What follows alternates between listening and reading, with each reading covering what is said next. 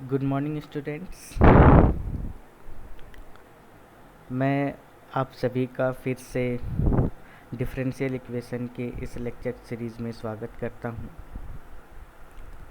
ये third lecture है जो कि हम first order and first degree differential equation के सॉल्यूशंस के बारे में जो हम लोगों ने एक डिस्कशन शुरू किया था, उसी पे आगे बढ़ते हुए हम आज एक क्वेश्चन लेना चाहेंगे जो कि कॉम्पिटिटिव एग्ज़ाम में जो क्वेश्चन कॉम्पिटिटिव एग्ज़ाम में पूछा जा चुका है। जैसा कि हम लोग first order first degree differential equation के separable of variables method discuss कर रहे थे, इसी मेथड से रिलेटेड ये क्वेश्चन है जो कि CSIR नेट जून 2018 में पूछा गया क्वेश्चन है फिज़िकल साइंस के क्वेश्चन पेपर में। ये क्वेश्चन कहता है कि कंसीडर द फॉलोइंग ऑर्डिनरी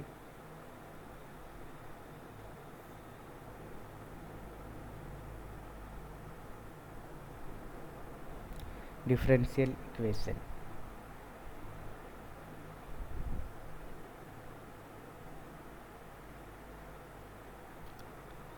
और हमारा डिफरेंशियल इक्वेशन क्या दिया हुआ है, d2x by dt square plus 1/x dx by dt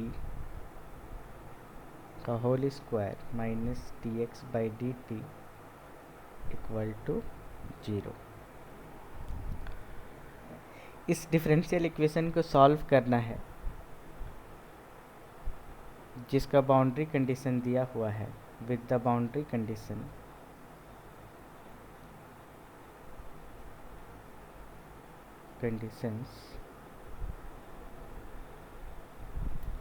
x t equal to 0 बराबर 0 and x t equal to 1 equal to 1। तब हमें क्या बताना है, द वैल्यू ऑफ xt क्या होगा एट t इक्वल टू 2 पर। ऑप्शंस दिए हुए हैं। ऑप्शंस हमारे हैं, फर्स्ट ऑप्शन है under root e minus 1, second option है under root e square plus 1, third option है under root e plus 1 and fourth option है under root e square minus 1। तो इसे सॉल्व करना शुरू करते हैं। गिवन इक्वेशन हमारा है d2x by dt square plus 1/x dx by dt का whole square minus dx by dt equal to 0। अभी ये क्वेश्चन काफ़ी टफ लग रहा है, किंतु कुछ मॉडिफिकेशंस करने के बाद ये काफ़ी आसान हो जाता है। तो हम करते क्या हैं कि थ्रू आउट इस इक्वेशन पे x से मल्टीप्लाई कर देते हैं। x से मल्टीप्लाई करने पर क्या हमें मिलेगा, x into d2x by dt square plus dx by dt का whole square minus dx by dt equal to 0। फिर स्लाइट मॉडिफिकेशन फिर करते हैं। इस जो फर्स्ट दो टर्म है इसे ध्यान से देखने पर हमें मिलता है कि ये हमारा डिफरेंशिएशन है दो टर्म के प्रोडक्ट का, और वो प्रोडक्ट क्या है हमारा, x dx बाय dt, इस टर्म का प्रोडक्ट है। जैसे कि हम यहाँ पे रफली निकाल लेते हैं d by d T x into d x by d T. ये यूवी मेथड से हम डिफ्रेंशिएट करेंगे इसे। पहले x को छोड़ देते हैं, फिर second term dx by dt का डिफ्रेंशिएशन करते हैं, फिर क्या करते हैं, सेकेंड टर्म को छोड़ देते हैं और x का डिफ्रेंशिएशन करते हैं, तो ये हमें आ जाता है। तो अल्टीमेटली क्या मिलता है, x into d two x by d t square plus d x by d t का होल स्क्वायर। तो हम इसे क्या लिख सकते हैं, जो फर्स्ट टू टर्म्स है उसे हम लिख सकते हैं D by d T of x into d x by d T. अब यहाँ पे क्या लिखेंगे, सॉरी, जब इसे हम x से मल्टीप्लाई किए तो यहाँ पे x हमारा आ जाएगा, ये हो जाएगा x d x by d t equal to 0। Okay, अब हम क्या करते हैं, x into d x by d t इसे हम मान लेते हैं u। तब हमारा differential equation, suppose this is 1 and this is 2, तो 2 क्या बन जाता है हमारा, d u by d t minus u बराबर 0। ओके, अब इसे हम सेपरेबल ऑफ वेरिएबल मेथड से सॉल्व कर सकते हैं। ओके, इसे और भी मेथड हैं डायरेक्टली सॉल्व किए जा सकते हैं, किंतु चूंकि सेपरेबल ऑफ वेरिएबल्स मेथड हम डिस्कस कर रहे हैं तो उसी को आधार मानते हुए इस डिफरेंशियल इक्वेशन को सॉल्व करने की कोशिश करते हैं। तो सेपरेबल ऑफ वेरिएबल्स मेथड क्या कहता है कि वेरिएबल्स को सेपरेट करना है सर्वप्रथम, तो जितने भी u वाले टर्म है उसको इक्वल टू के एक साइड, और t वाले जितने टर्म हैं उसे इक्वल टू के अलग साइड लिखने की कोशिश करते हैं। तो इसके लिए हम इसे क्या करेंगे, तो इस तरह से हमारा क्या हो जाता है कि ये वेरिएबल्स सेपरेट हो जाते हैं। तब हम अब इसे इंटीग्रेट कर देते हैं। इंटीग्रेट करने के पश्चात हमें क्या मिलता है, ln of u equal to T plus C. C क्या है हमारा, एक इंटीग्रेटिंग कांस्टेंट है। अब लॉगरिथम के फार्मूला से क्या लिख सकते हैं हम इसे, u into e to the power t plus c. अब चूंकि e to the power t plus c को एक्सपोनेंट के फार्मूले से इसे क्या लिख सकते हैं, e to the power t into e to the power c. e to the power c चूँकि एक कांस्टेंट है, इसे मान लेते हैं k into e to the power t. ये हमारा u निकल के आ गया। बट हमें u तो चाहिए नहीं, u हम किस टर्म को कंसिडर किए हुए हैं, x into d x by d T. तो इसे वापस हम रिप्लेस कर देते हैं। तो अगेन एक डिफरेंशियल इक्वेशन यहाँ पर आ जाता है। अब इस डिफरेंशियल इक्वेशन को फिर से जब सेपरेबल ऑफ वेरिएबल मेथड से सॉल्व करना चाहेंगे तो इसमें x वाले टर्म को एक साइड और k वाले टर्म को अलग साइड लिखते हैं, ये आ जाता है। इसे फिर से इंटीग्रेट करने पर हमें क्या मिलता है, x square by 2 equal to k e to the power t का integration e to the power t हो जाएगा, फिर एक इंटीग्रेटिंग कांस्टेंट, तो इसे हम क्या मान लेते हैं, k1। ओके, अब ये हमारा डिफरेंशियल इक्वेशन सॉल्व हो चुका है। अब हमें बाउंड्री कंडीशंस अप्लाई करते हुए जो तो कांस्टेंट्स हैं उसे फाइंड आउट करना है, k का वैल्यू क्या है और k1 का वैल्यू क्या है यूजिंग द बाउंड्री कंडीशंस। तो फर्स्ट बाउंड्री कंडीशन क्या कहता है, पहला बाउंड्री कंडीशन है अप्लाई, इसे इक्वेशन 3 मान लेते हैं, x t equal to zero equal to zero. It means हमें क्या पुट करना है, t equal to zero and x equal to zero in 3। ओके, तो इस बाउंड्री कंडीशन को अप्लाई करने पर क्या हमें मिलता है, left hand side 0, right hand side k plus k1, इसे हम इक्वेशन 4 मान लेते हैं। फिर सेकेंड बाउंड्री कंडीशन अप्लाई करते हैं हम, अप्लाई सेकेंड बाउंड्री कंडीशन क्या है, x का वैल्यू t इक्वल टू 1 पे क्या आ रहा है, 1।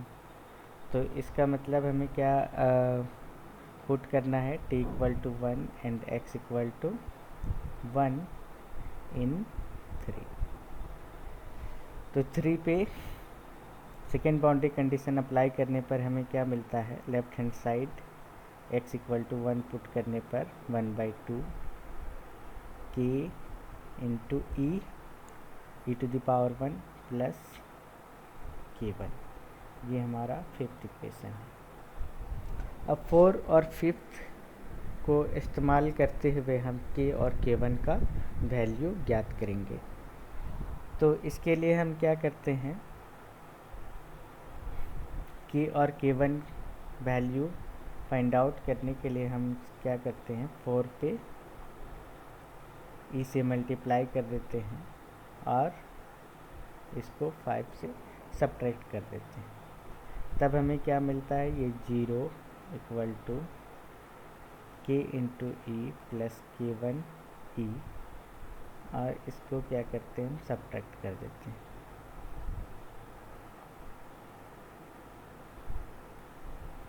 तब हमें क्या मिलेगा, -12, ये कैंसिल हो जाता है और इधर हमें मिलता है k1 कॉमन आ जाता है, e-1।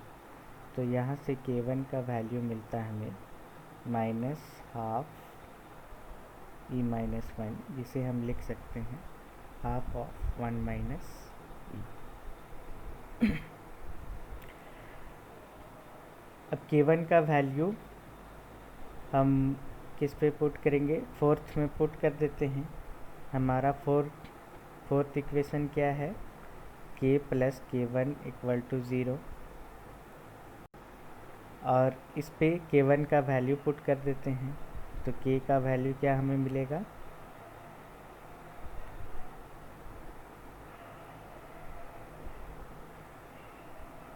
तो यहाँ से k का वैल्यू हमें मिलता है -12 1 माइनस e। अब k और k1 का वैल्यू हमें कहाँ पुट करना है, पुटिंग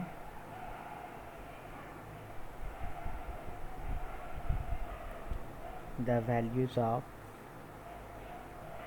k एंड k1 इन, किस इक्वेशन में पुट करना है हमें, ज़रा देखते हैं कौन सा इक्वेशन नंबर है, इक्वेशन नंबर 3 में पुट करना है। ओके, तो 3 में हम पुट कर देते हैं।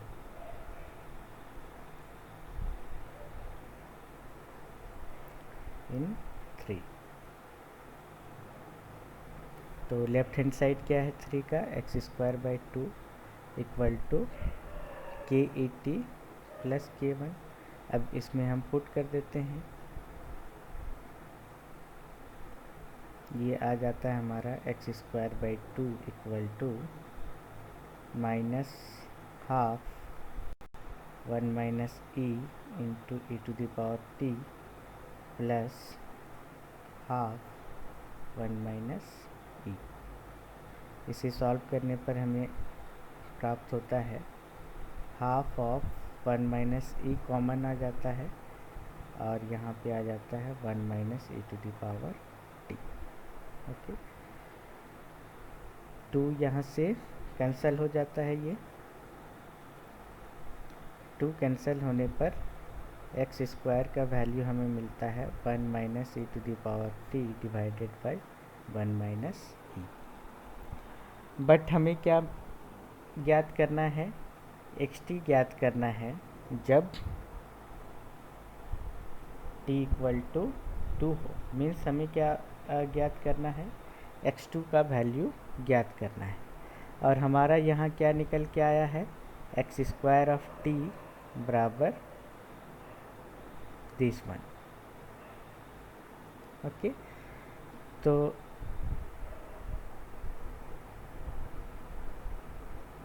इसे हम स्क्वायर रूट भी ले सकते हैं, तो एक्स टी हमारा आ जाता है under root 1 minus e to the power t divided by 1 minus e. Okay, तो x2 क्या हो जाएगा, यहाँ से x2 यहाँ पे निकल के आता है under root 1 minus e square divided by 1 minus e. अब इसे a square minus b square के फॉर्मूले पे अगर हम ब्रेक कर दें तो ये निकल के आ जाता है और ये कैंसिल आउट हो जाता है। 1 माइनस ई कैंसिल आउट होने पर अंडर रूट 1 प्लस ई हमारा x2 का वैल्यू आ जाता है। ओके, तो इस तरह से हमारा कौन सा ऑप्शन सही होता हुआ नज़र आ रहा है। अब हम क्वेश्चन पे चलते हैं। क्वेश्चन पर हम देखते हैं कि हमारा ऑप्शन सी करेक्ट है। ओके, तो इस तरह से आज हम इसी क्वेश्चन के साथ इस टॉपिक को ख़त्म करते हैं।